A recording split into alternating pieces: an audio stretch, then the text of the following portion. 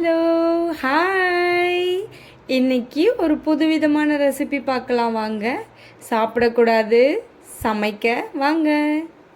பொட்டுக்கடலை ஒரு கப்பு, முந்திரி, திராட்சை, ஏலக்காய். இப்போ பேன் எடுத்துக்கோங்க. இப்போ நம்ம ஸ்டார்ட் பண்ணிடலாம். இப்போது ஸ்டவ் ஆன் பண்ணிவிட்டு பேன் லைட்டாக சூடானதும் 1 டேபிள் ஸ்பூன் அளவு நெய் விட்டுக்கோங்க.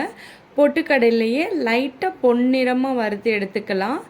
இப்போது பொட்டுக்கடலை சூடு ஆறுனதும் ஜாரில் மாற்றிட்டு ரொம்ப நைஸாக அரைக்காமல் கொஞ்சம் கொரன்னு அரைச்சி எடுத்துக்கலாம். அதே பேனில் 1/4 டம்ளர் தண்ணி விட்டுட்டு தேவையான அளவுக்கு பால் ஆட் பண்ணிக்கலாம்.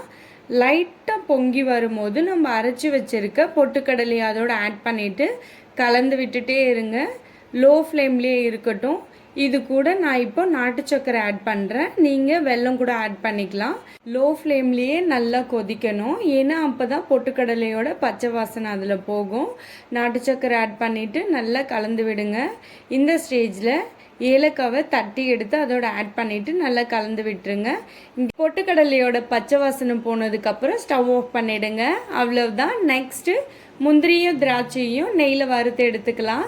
இப்போது பொட்டுக்கடலை பாயாசம் ரெடி ஆகிடுச்சு. வறுத்து வச்சுருக்க முந்திரி திராட்சை அதோட ஆட் பண்ணிவிட்டு உங்களோட கிட்ஸ்க்கு, உங்களோட லவ்வபுளான பர்சன்ஸ்க்கு, வீட்டில் இருக்க ஃபேமிலி மெம்பர்ஸ்க்கு எல்லாருக்குமே கொடுத்து பாருங்கள்.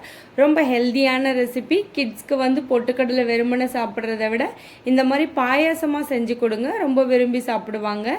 நம்ம வீட்டில் குயிக்காகவும் ஹெல்த்தியாகவும் ஒரு பாயாசம் செய்யணுன்னா பொட்டுக்கடலை பாயாசம் ட்ரை பண்ணுங்கள். பாய்.